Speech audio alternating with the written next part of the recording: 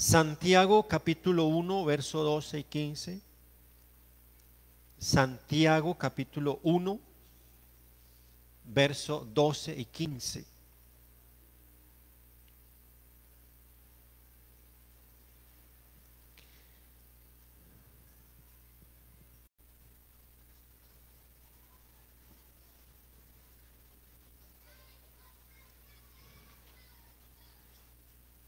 ¿Ya todos encontraron? Son dos pasajes bíblicos muy conocidos. Hemos predicado muchas veces, hemos escuchado muchas veces hablar de ellos. Santiago 1, 12, 15. Bienaventurado el varón que soporta la tentación, porque cuando haya resistido la prueba, recibirá la corona de vida que Dios ha prometido a los que les ama. Sigan, hermano. Cuando alguno es tentado, no diga que fue tentado de parte de Dios, porque Dios no puede ser tentado por el mal, ni Él tienta a nadie, sino que cada uno es tentado cuando de su propia concupiscencia es atraído y seducido. Entonces la concupiscencia, después que ha concebido, da a luz el pecado. Y el pecado, siendo consumado, da a luz la muerte. Amén. Démosle alabanzas al Señor. Tenga la amabilidad de sentarse. En esta mañana quiero hablar acerca de estos dos pasajes bíblicos que encierran una temática muy, muy común entre la sociedad y también, lógicamente, en el pueblo cristiano, que es el problema del desarrollo del pecado. Porque nosotros, siendo cristianos, pues no estamos exentos de pecar. O si alguno no ha pecado, que arroje la primera piedra. ¿Cierto?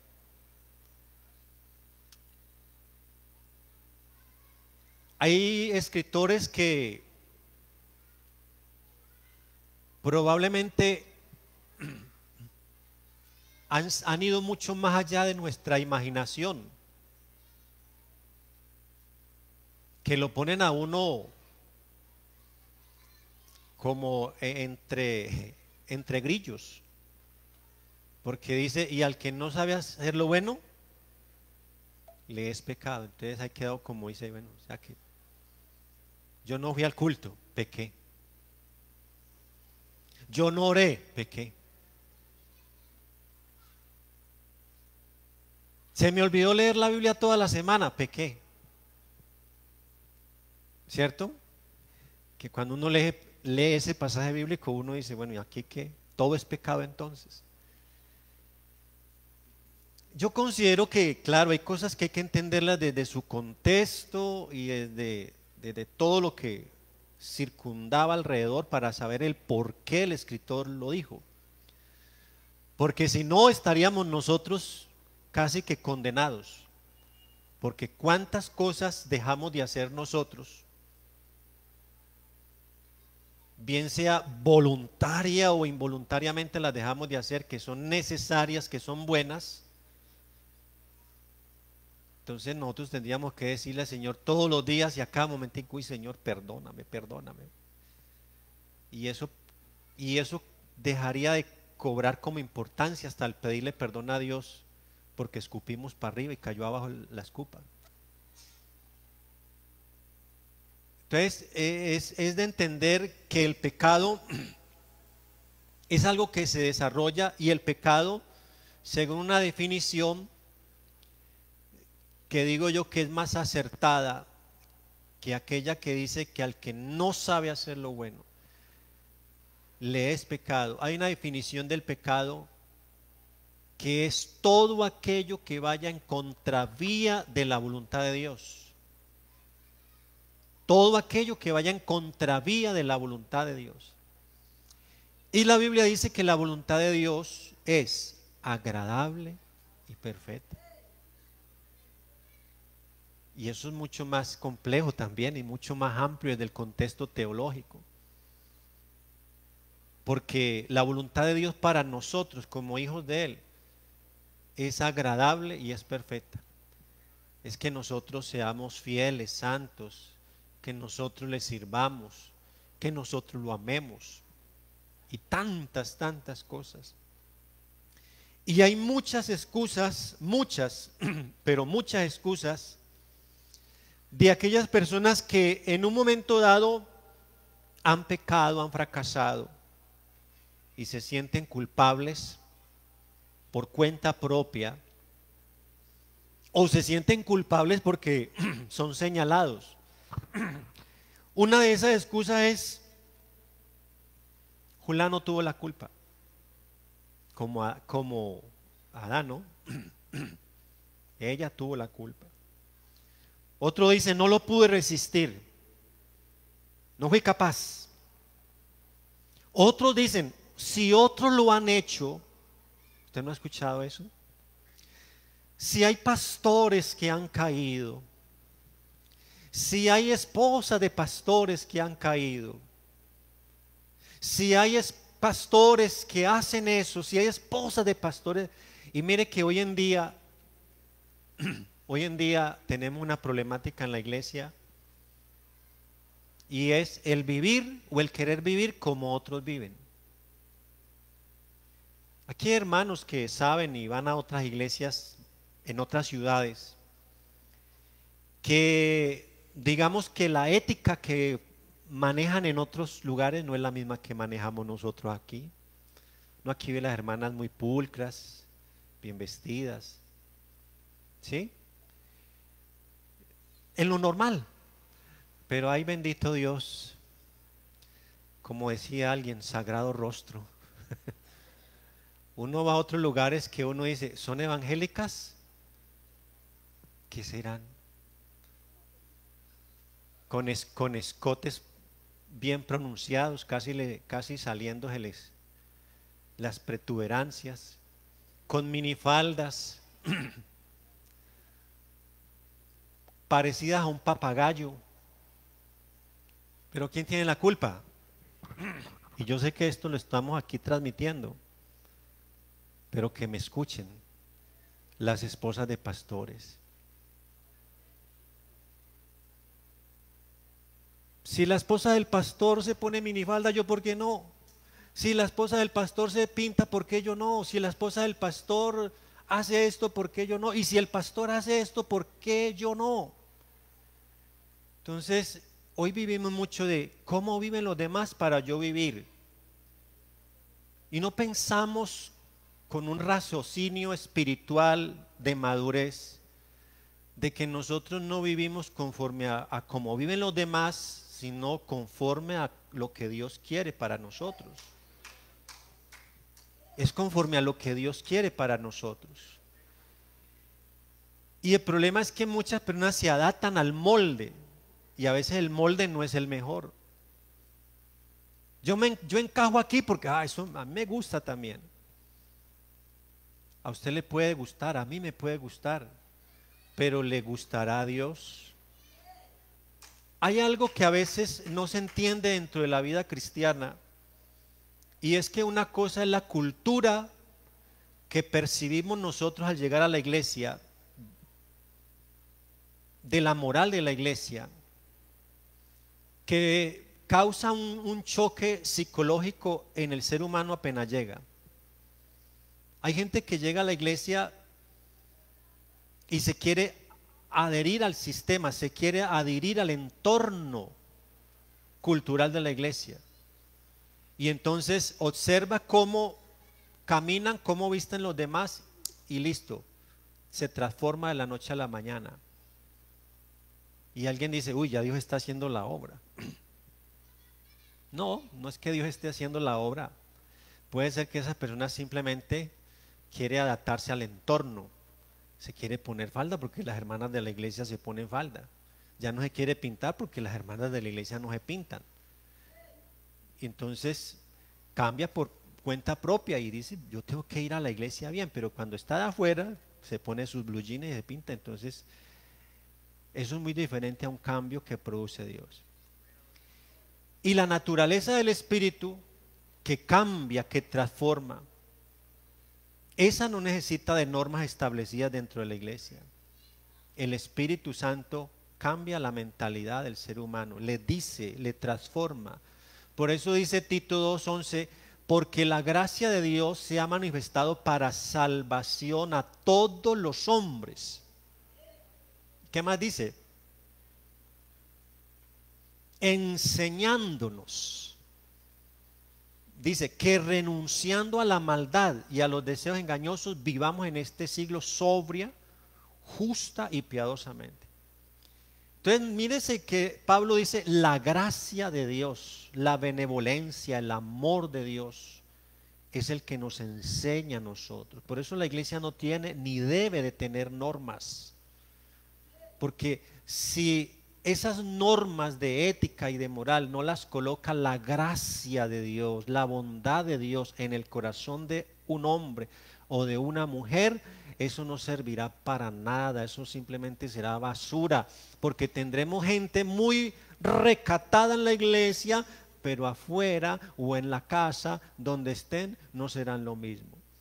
Por eso la cultura del Espíritu se desarrolla no solamente en el entorno de la iglesia, se desarrolla en el entorno de la vida del cristiano. Y el cristiano no vive cristianamente solamente cuando va a ir al culto, sino cuando sale a la calle, cuando va al trabajo, en todo momento. La Biblia dice, en todo tiempo sean blancos tus vestidos. Y dice, y nunca falte ungüento sobre tu cabeza. Entonces de esas cientos de excusas que tenemos, es que tenemos esa, ¿sí? Sí, allá en la iglesia también lo hacen, ¿por qué no? Otros dicen, no, yo no pensé que era tan malo. Otros dicen, no sé qué me pasó, me dejé llevar y terminé en el pecado. Otros dicen, no, es que el diablo cochino me obligó. Ese diablo cochino que ni se baña me obligó. Y vivimos echándole la culpa a veces al diablo. Y en la vida nosotros sabemos de que ese pobre diablo no tiene la culpa de todo. Es más, ni Dios tiene la culpa de todo. Y ni deberíamos de echarle la culpa a Dios. Nosotros somos los primeros culpables. ¿Se acuerdan del credo, cierto? ¿Cómo es que decía una partecita del credo? Por mi culpa y por mi culpa y por mi grande. ¿Ah? Ese es el yo pecador, el yo. Eso sí, la hermana sí lo tiene. Es, claro, sí, no, bueno, el yo pecador, por mi culpa y por mi culpa y por mi grandísima culpa, pero después sigamos siendo culpables. ¿Qué nos ganamos con eso? Entonces no olvidemos que una excusa casi siempre va a ser la respuesta de un fracaso. La respuesta de un fracaso. Entonces la Biblia dice, bienaventurado el varón que soporta la tentación. Es una bienaventuranza. ¿Y qué es ser tentado? Ser tentado implica ser estimulados por algo o por alguien que nos atrae, que nos seduce, por un ofrecimiento pecaminoso, muchas veces por una persona opuesta a nuestro sexo, o puede ser también inducido por el mismo demonio, porque hay evidencias bíblicas de eso. Y aquí el apóstol Santiago nos advierte que cuando una persona enfrenta la tentación, no debe de atribuir esa tentación a Dios, porque dice que Dios no puede ser tentado por el mal, o sea que Él es santo, es perfecto, ni Él tienta a nadie. Entonces todo pecado comienza con una tentación, Y las fuentes o las causas de esa tentación pueden ser diversas. Número uno, están los deseos y concupiscencias personales, que son las inclinaciones y deseos personales que cada uno de nosotros los seres humanos albergamos dentro de nosotros. A mí no me puede decir aquí ningún hermano, por más de oración que sea, que nunca jamás se le ha cruzado un mal pensamiento por la cabeza. A todos se nos cruzan malos pensamientos, porque somos seres humanos. Todavía tenemos una naturaleza humana que converge con una naturaleza espiritual dentro de nosotros, que naturalmente va en crecimiento en la medida en que nosotros nos metemos en Dios, en la medida en que buscamos a Dios. Por eso Pablo dice que la lucha de la carne, de su carne, de mi carne, de mi concupiscencia, de mi deseo, de mi pasión, mi lucha es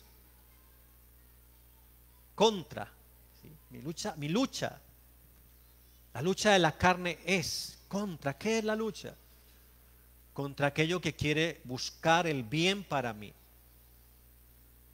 Y la lucha del Espíritu, la lucha divina, la lucha de Dios en nosotros es siempre tratar de someter esa carne, esos malos deseos, esa concupiscencia que hay en nosotros, porque ahí siempre va a haber una lucha. O sea, siempre vamos a tener una lucha mientras que nosotros estemos acá en esta vida. Pero que nosotros siempre tengamos que vivir con una lucha no quiere decir entonces que no podamos ser perfectos, que no podamos sobrepasar las dificultades, porque Dios para eso está, para ayudarnos a soportar las pruebas, las dificultades. Santiago dice, sométase a Dios. Eso es lo que dice. Someteos pues a Dios. Resistid al diablo. Resista. Y para uno resistir al diablo necesita uno tener fuerza de voluntad. Querer, desear, anhelar, no ir a pecar, no ir a ofender a Dios. Aunque la carne lo esté deseando, controle esos impulsos, sométase a Dios, resista al diablo y dice que él huirá. ¿Qué pasa cuando el diablo se cansa de atacarle a usted por el mismo lado, y usted ha resistido, así sea con ganas, pero usted ha resistido, usted ha aguantado ahí? El diablo dice, no, pues este ya es capaz de soportar, este es capaz, este ya aguanta. Entonces él se va. Y claro, no crea que es que el diablo no le va a armar otra trampa. El diablo le armará otra trampa diferente, porque el apóstol Pablo dice, no ignorando sus maquinaciones. El diablo maquina. El diablo vive construyendo nuevas formas de atacar. El diablo lleva todo el periodo de la raza humana sobre la tierra, todo el periodo, estudiando al hombre. O sea que si hay alguien que sabe de antropología, de psicología, es el diablo. El diablo sabe conocer al hombre perfectamente. Le conoce sus gustos, sus deseos al hombre. Por eso es que la Biblia nos invita a nosotros a refugiarnos en Dios, ¿o no? A escondernos en la presencia del Señor. Refugiarnos, escondernos en la presencia del Señor. Y allí en lo privado poder nosotros hablar con Dios y decirle, Señor, deme las fuerzas necesarias. No sé si es algo que nosotros debamos de aplicarlo con seguridad o no sé, pero al menos funciona. No es una regla bíblica porque no está directamente en la Biblia, pero no sé si es una regla que nosotros debemos de aplicar, que cuando estamos orando no hable de sus debilidades verbalmente, No le diga voz en cuello: Señor, perdóname porque yo soy un lascivo, yo no puedo ver una mujer porque de una me derrito, yo no puedo ver un hombre, Señor, porque es que de una voy cayendo a los pies. O sea, no confiese esas debilidades así. Yo no puedo ver un billete por allá mojado porque mismo saco el pañuelo para secarlo y echármelo al bolsillo. Entonces, si usted tiene esas debilidades, no las confiese allá en su corazón. Señor, ayúdame, mi debilidad. Háblele en código Morse al Señor. Que el Señor sepa solamente el que pueda leer su pensamiento, porque el diablo no puede leer el pensamiento del hombre, o al menos eso es lo que yo veo en la Biblia. Yo sé que el diablo puede determinar cosas de acuerdo a lo que nosotros somos y hablamos, pero no lo que pensamos. El único que puede conocer nuestro pensamiento es Dios. El único que puede conocer nuestro corazón es Dios. Aunque el diablo sabe que el corazón del hombre es engañoso y perverso, porque el Señor lo dijo. El diablo ya sabe eso. Dios dijo: el corazón del hombre es engañoso y perverso. El diablo sabe que nosotros tenemos un corazón engañoso, pero nuestras debilidades, confesémoslas a Dios. Nosotros vivimos llenos de tentaciones, bien sea personales, de presiones sociales, culturales. Esas sí son las que hoy en día nos afectan a nosotros, porque tenemos la presión social. Como el mundo vive, así muchos quieren vivir.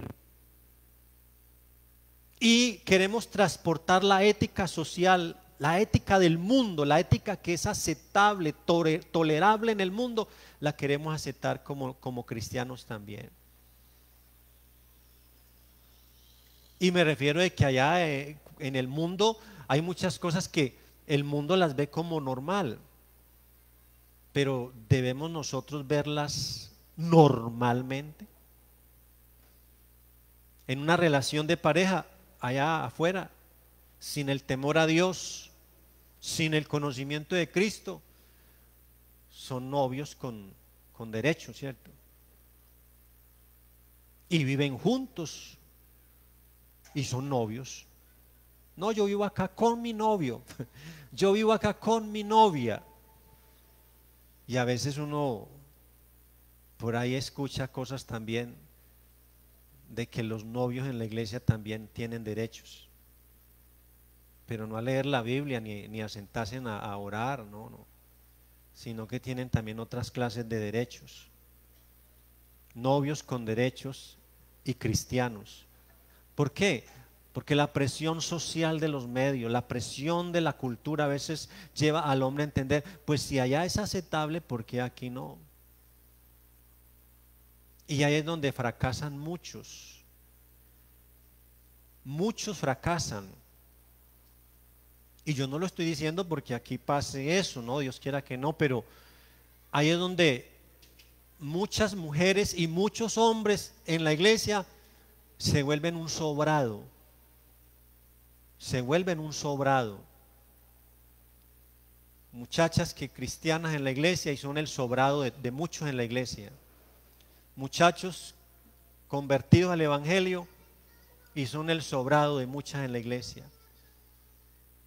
Y ya han caído en pecado sexual con la una y con la otra, porque son novios, hermano. Y eso es lo que está dañando la moral de la iglesia, porque la gente afuera dice: ¿yo para qué me convierto al evangelio?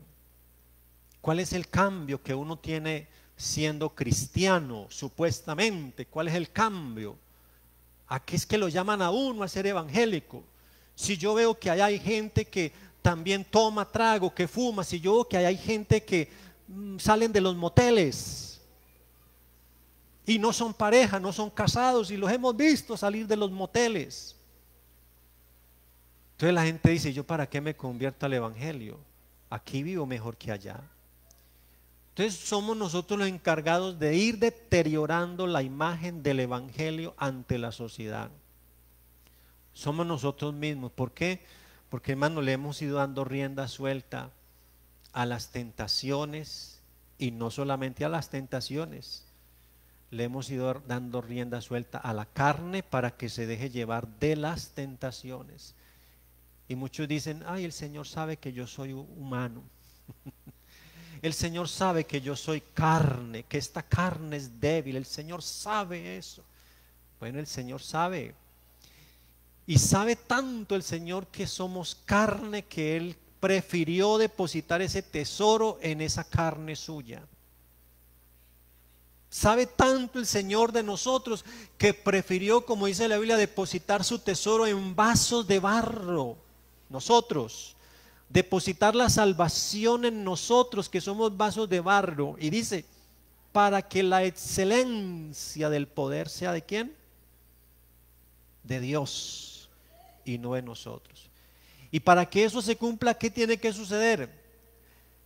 Que si yo soy consciente de que Dios ha depositado en mí un tesoro tan grande, yo debo de cuidarlo. Pero cuidarlo siempre buscando el poder de Dios. Señor, tú guárdame. Señor, ayúdame. Dame la fuerza para soportar.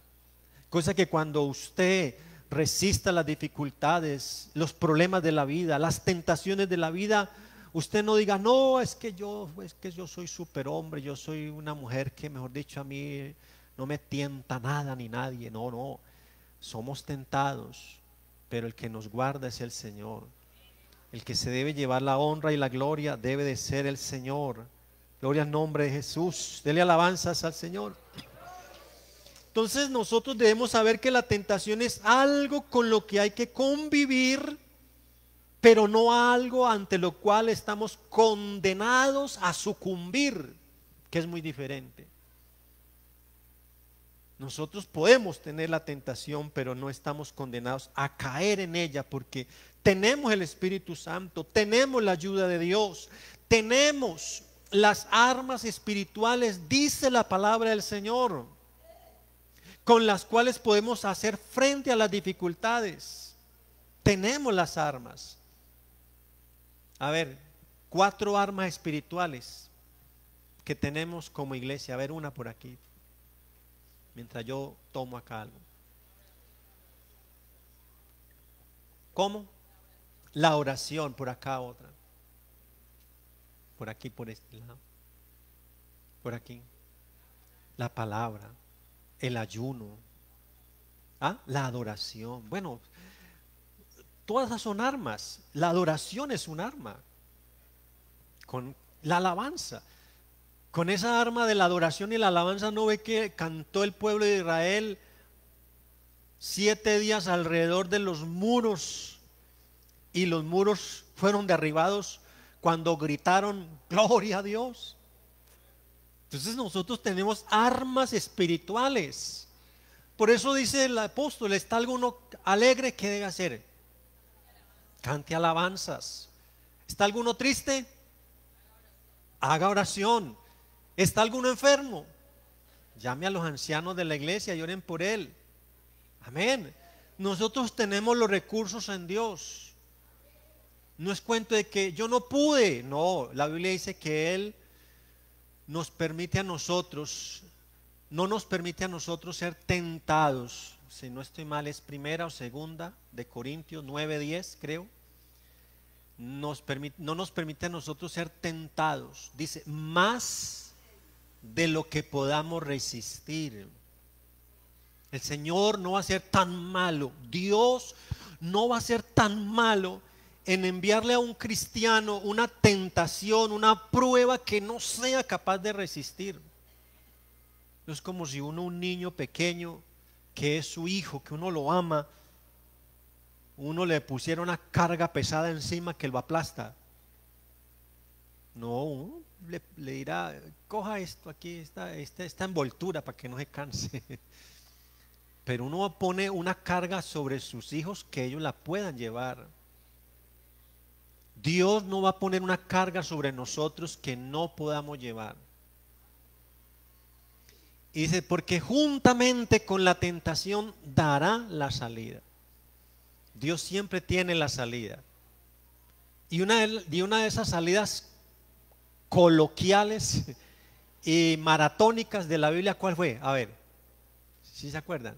¿Cuál es una de esas salidas?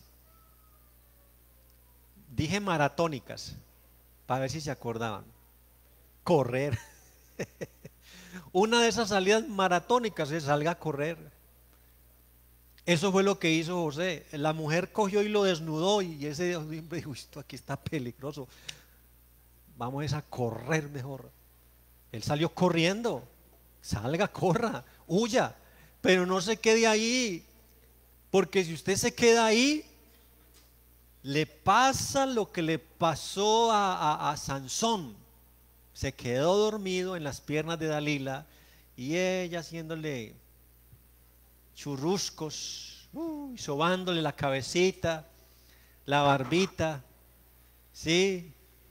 Hasta que se quedó dormido ese Sansón y terminó mutilado, terminó sin pelo y después terminó siendo un hazmerreír, terminó siendo el espectáculo público en el circo.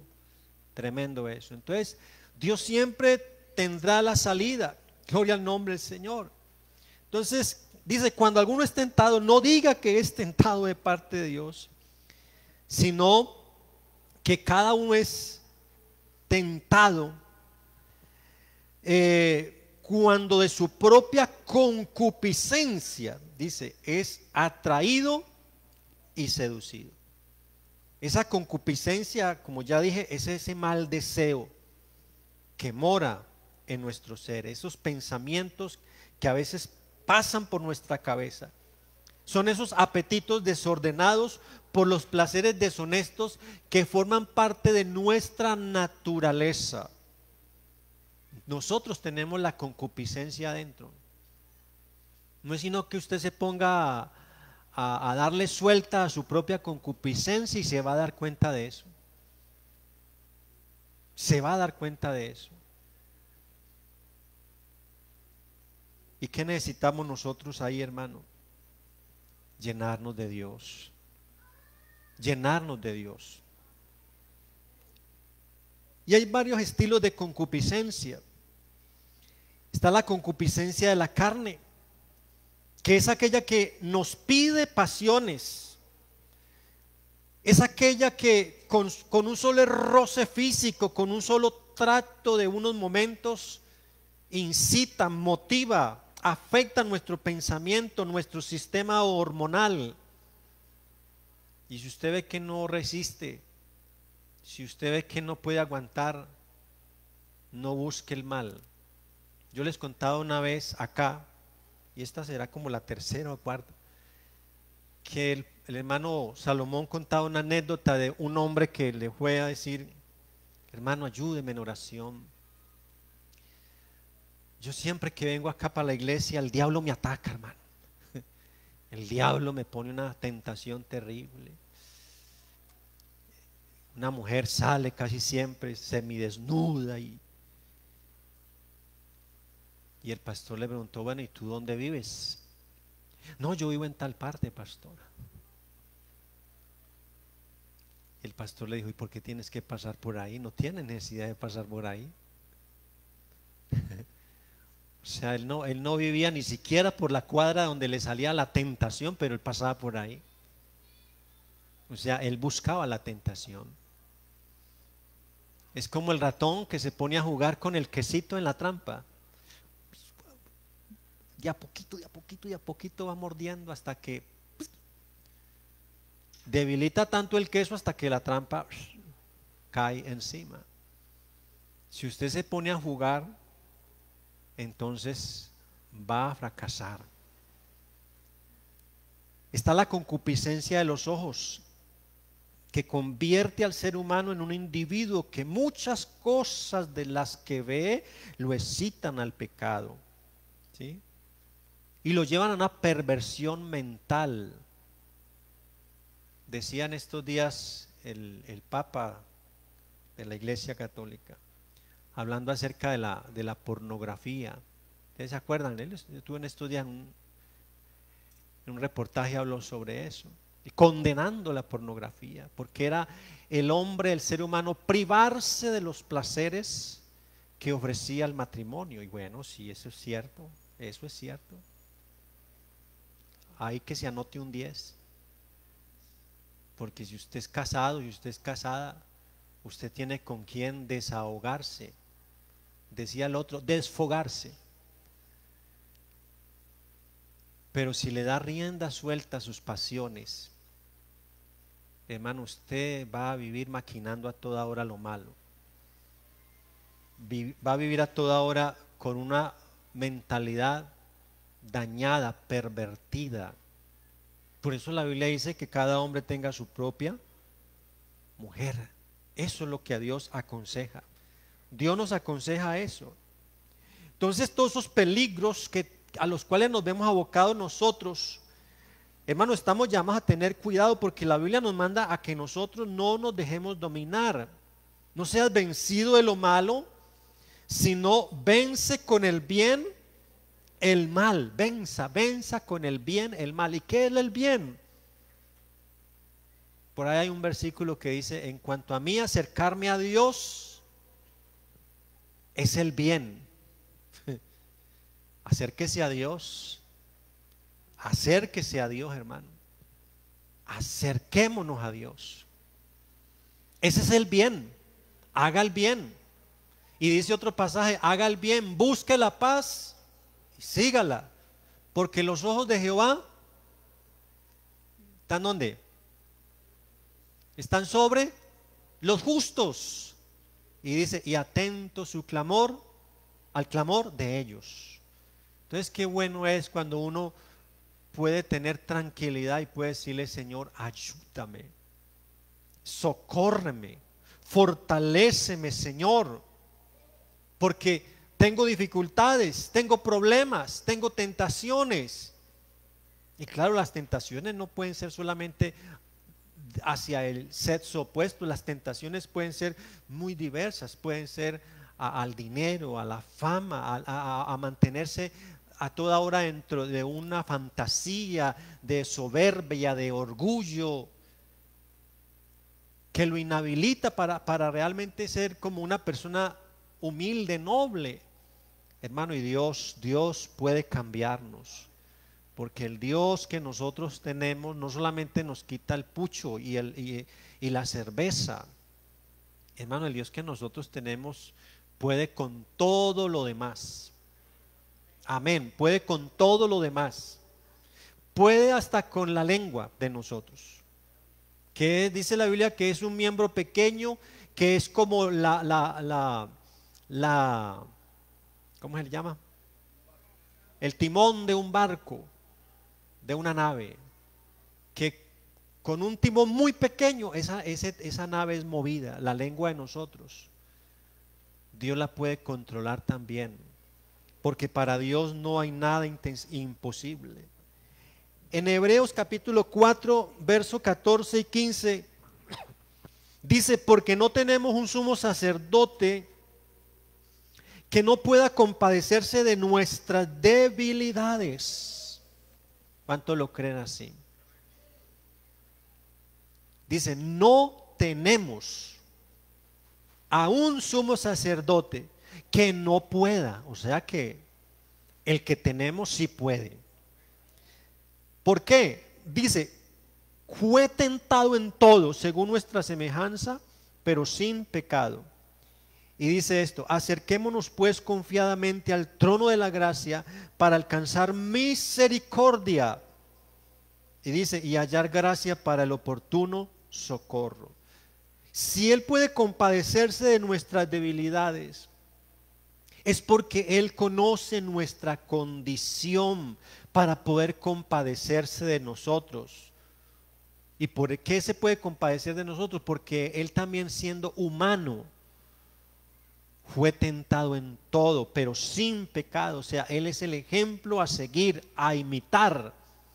Y el escritor dice: acerquémonos confiadamente ante el trono de la gracia.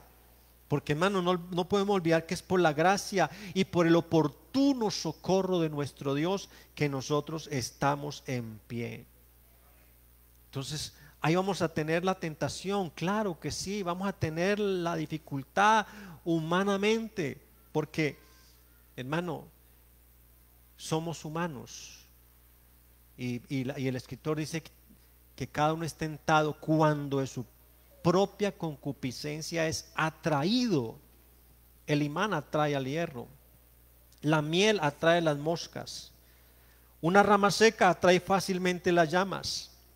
Lo opuesto a nuestra naturaleza de santidad siempre nos atraerá. Y un refrán que escuchaba mucho: el hombre es fuego, la mujer es topa y el diablo sopla. Siempre vamos a tener esa dificultad.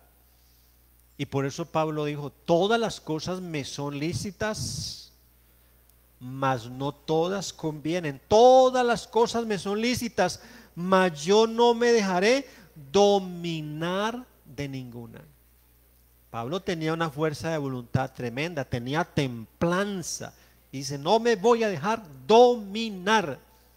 Entonces, propongámonos también nosotros no dejarnos dominar y más bien resistir al diablo, resistir la dificultad, resistir las tentaciones y someternos a Dios, porque ahí es donde está la clave del éxito. Someternos a Dios es como uno agachar la cabeza, y es más como muchos niños que cuando la mamá les iba a pegar su juguetera, ellos corrían inmediatamente: mamá, mamá, por favor, no me pegue, yo me pegue, y se le tiraban y se le metían debajo de los pies. Y la mamá, al ver ese sometimiento, esa humillación, le da un juguetazo menos. Ya el golpe más bajito no era en la nuca, era en las espaldas. Bueno, te la voy a perdonar. Someternos a Dios es nosotros ir humillados a la presencia del Señor y decirle: Señor, socórreme, ayúdame. Yo soy débil, pero tú dices que mi poder se perfecciona en la debilidad.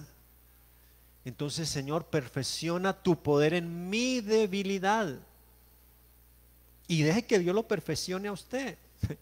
Que hay hermanos que viven 20 o 30 años en el Evangelio con la misma debilidad y nunca son fuertes. A toda hora la misma debilidad.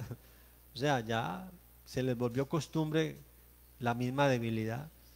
Entonces, porque no se han sometido a Dios, o porque les gusta tanto lo malo que no quieren salir de lo malo. Es que, hermano, uno se da cuenta en la vida cristiana que hay gente que le gusta vivir mal.